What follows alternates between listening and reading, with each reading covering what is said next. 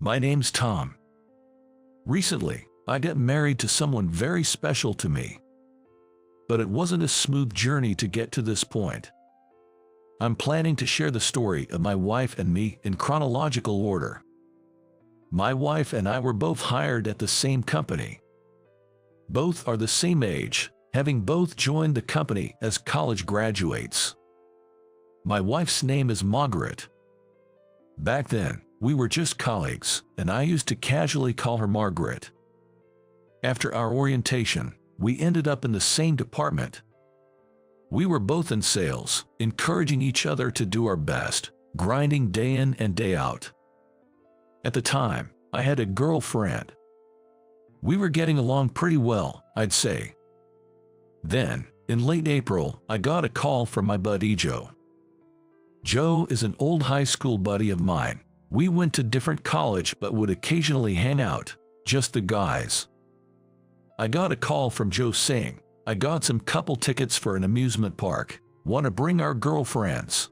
I'd never been on a double date before, so it was a bit awkward, but it seemed like it could make a good memory. My girlfriend was also up for it, so we decided to go. On the day of our double date during the long weekend, we met up at the location. I got out of my car and shouted, "Hey, Joe." Joe raised his hand. "Hey, long time no see." We both knew that we had girlfriends, but we'd never actually met them or even heard their names before. Feeling a bit jittery, we introduced our girls. "This is Margaret. Nice to meet ya." The moment I saw the face of the girl stepping out of Joe's car, I said, "What, Margaret? Tom, is that you?" We both looked at each other and couldn't help but laugh. Turns out, my buddy Joe's girlfriend was none other than my co-worker Margaret. "No way, I knew you were in sales, but Tom and Margaret, you're at the same company." Joe was equally shocked and raised his voice. It was such a coincidence, all we could do was laugh. Riding that wave of laughter, we all acted like kids running around an amusement park. Then at lunchtime, they said they had something to tell me. Joe and Margaret were planning to get married in June. The wedding date was still up in the air, but they said once they'd saved up some cash, they'd like to have a wedding. So, come a lucky day in June, Joe and Margaret tied the knot. Margaret kept her last name. I hear that ever since they got married, Margaret's been making Joe's lunch every day. I was privy to all these lovey-dovey stories. But as for me, I got dumped by my girlfriend that fall. Ever since she heard Joe and Margaret were getting married, she'd been mulling over our future. I'd been thinking about it too, but what she said hit me hard. "I can't see a future with you." I asked if I'd done something wrong, but her response was vague, something like, "It just doesn't feel right." Let the past be the past, I thought, but it was a tough pill to swallow. Joe and Margaret were the ones who consoled and encouraged me. Despite being newlyweds, they'd invite me over and lift my spirits with some drinks. Best friends and co-workers, including myself. The three of us started hanging out more once Joe and Margaret got married. I thought this enjoyable dynamic would last forever. Then a new year rolled around, and spring came along. It was the spring marking our second year at the company. One Monday, when work hours had already started, Margaret was nowhere to be found. "Is she unusually off work today?" Just as I was about to ask my boss that, my phone rang. It was an old high school buddy. "Sorry to bother you at work, but I just got a call from a friend." Without any pleasantries, he sounded rushed. But the next words from him left me in shock. Joe had an accident. It was a call to tell me that Joe had passed away this morning." "What, Joe? You're kidding me. What do you mean he's gone?" I was rattled. I couldn't believe what I was hearing. "The accident happened last night. Joe was in the passenger seat of a friend's car, and an oncoming car, apparently a dozing driver, ran into the car Joe was in. He was rushed into emergency surgery but passed away in the early hours. I attended Joe's funeral." "Joe, why did it have to be you?" I couldn't stop the tears. The harsh reality was too much to take. Margaret held it together at first but broke down crying during the service. I couldn't bear to look at her like that, so I covered my face with a handkerchief, trying to stifle my sobs. Afterwards, Margaret took a month off work. By the time she came back, she had lost a lot of weight. When she returned, she came to my desk. "Tom, thanks for all the emails. Sorry for worrying you." Margaret smiled, but I could tell she was still forcing it. "Even I can't believe that Joe's gone. That's why I've been so worried about Margaret. During her time off, I have been sending her emails at night. Are you eating properly? Getting good sleep in your bed?" That's all I could really ask in my emails. But Margaret told me she appreciated those messages. Being alone at night was tough for her. When she got home, the loneliness hit her hard, and she couldn't get anything down. When she got an email from me, it made her think that she had to at least try to live a normal life. Even if it was just one sandwich, she managed to eat it. Seeing Margaret like that, I couldn't bring myself to say, "I hope you get better soon." All I could do to make her feel even a little bit better was to invite her out for dinner after work. I've tried a couple of times with colleagues who are also worried about her, but she declined, saying she's not up for it yet. But we kept asking her. And eventually, she accepted our invitation. Her appetite was small, but seeing Margaret say the food was good and actually eating a little made me feel somewhat relieved. On our way back from dinner, as we live in the same direction, Margaret and I walked down the night streets together. Then Margaret started talking about Joe. "He is in the cemetery now, and all that's left at home is his portrait. I'm really alone now." Margaret started to cry, her tears flowing freely. All I could do for her was offer her my handkerchief and rub her back. Her sorrow from losing Joe is beyond my own. With that thought, I found myself at a loss for words. "I'm sorry, thank you." Margaret had been crying for a while, but she said that and started walking again. I had initially planned to only walk her part of the way home, but I couldn't bear to let her walk alone in her current state, so I ended up walking her all the way to her house. There, I lit a candle in memory of Joe. Pictures from the funeral, along with cheerful photos of Margaret and Joe, adorned the room. Seeing that, I couldn't hold back my tears either. "I'm sorry for crying when I should be the one encouraging you." My words got choked up in tears. It's too soon, isn't it? We had so much more ahead of us. It's frustrating, but I bet Joe is the most frustrated of all. Margaret said that as she wiped away her tears. "But I have to keep going, or else Joe would worry," she shared. Even though she might not be fully ready yet, she's trying to cheer up a little bit at a time. I wondered what I could do for Margaret. All I can do is listen to her and take her out to eat. That felt so inadequate. Margaret had said that she finds it easier to cope while working, but it seemed like she was putting on a brave face. Yet, she managed to get through the first anniversary of Joe's passing, and while she still had her down moments, Margaret was slowly getting her spirits back. During this time, the support from everyone remained unchanged. A few of us from work kept inviting her out to dinner after work. I continued to walk Margaret back to her house. On days when we got home early, I would light a candle in memory of Joe. One day while I was walking Margaret back to her house, she asked, "Why do you always walk me home? I don't want you to be in danger if something happens on the way home, right? There are dark streets. Besides, if something happened to Margaret, Joe would be furious. I don't care if it's none of my business, but I have to protect you, whom Joe cherished so much. Otherwise, he's going to get mad at me in my dreams about what I'm doing." I say all this with a bit of a chuckle to lighten the mood. Margaret said thanks and she laughed along. Time passed, and we reached the third anniversary of Joe's passing. Both Margaret and I were more involved in our work than ever. On exhausting days, we continued to unwind by going out to dinner with some co-workers.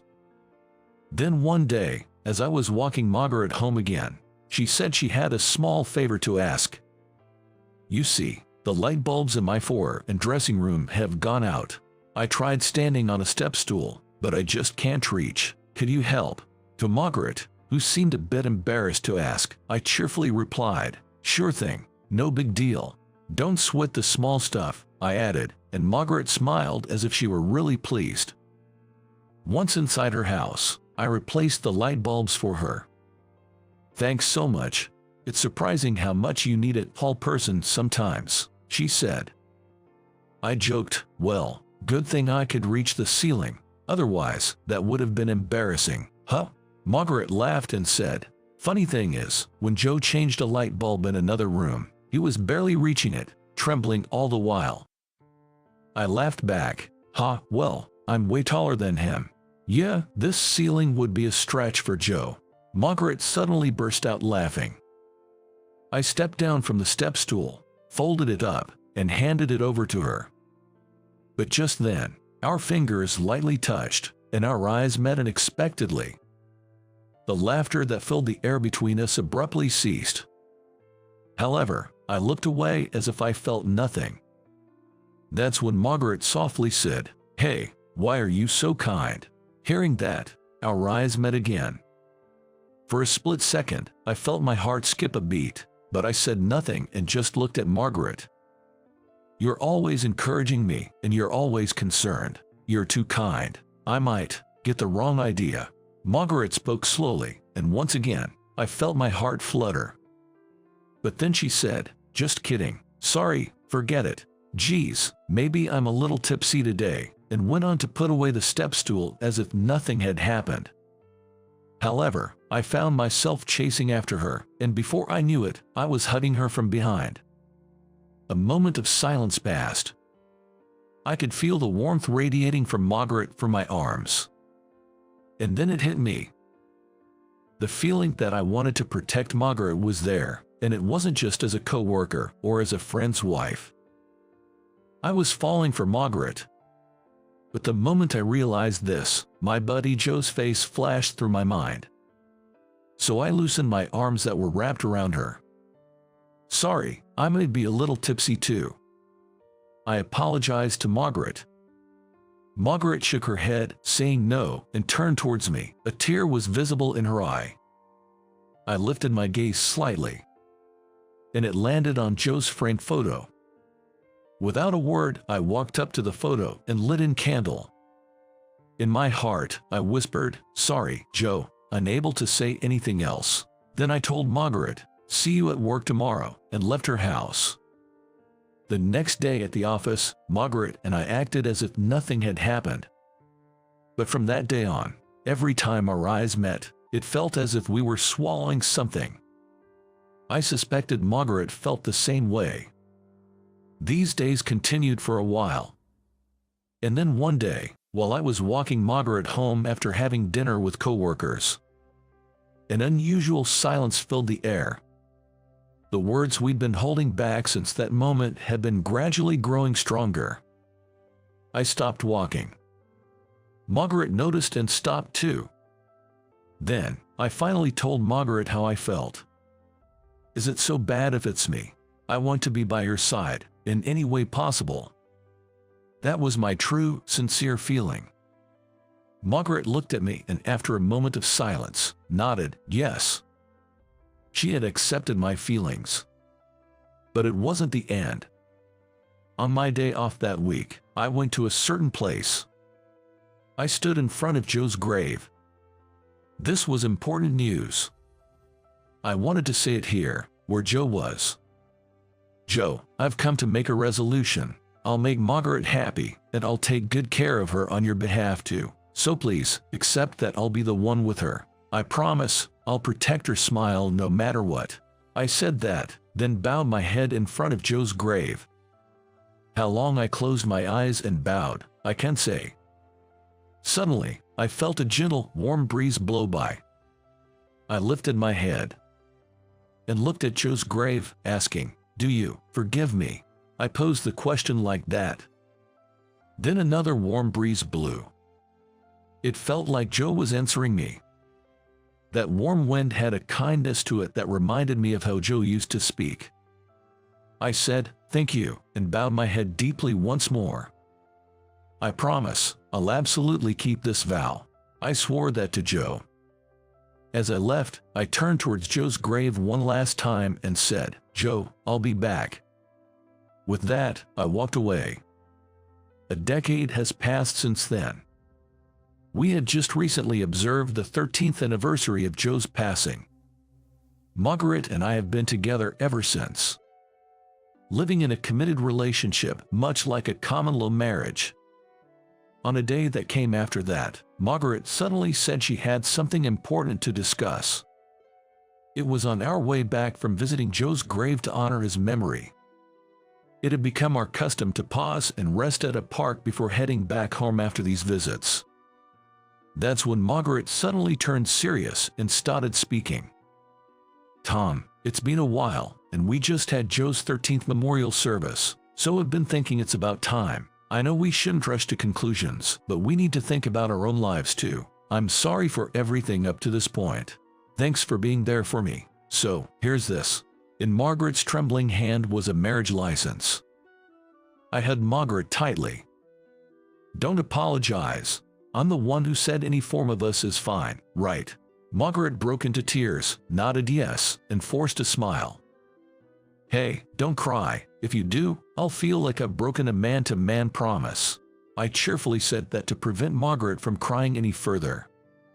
Margaret laughed and said, "What's this man-to-man promise you were talking about?" "Well, never mind that." I hugged Margaret again and looked up at the sky. "Joe, I promise to keep my word to you." I'm sure Joe is watching over us, happy to see Margaret smiling. And so, we became a married couple. 2 years later, a new life was born into our family. A cute little girl who looks like Margaret. And on the day our child was born, there was a meteor shower. It was a special day for other reasons too. Joe loved stargazing. Both Margaret and I knew that. So we couldn't help but think that he was sending his blessings for a safe childbirth and our happiness. The child was safely born, full of energy. And she has since filled our lives with her adorable laughter. To ensure that the family we're committed to protecting can always smile. And while cherishing our loved ones as they deserve, we plan to keep living life in our own way.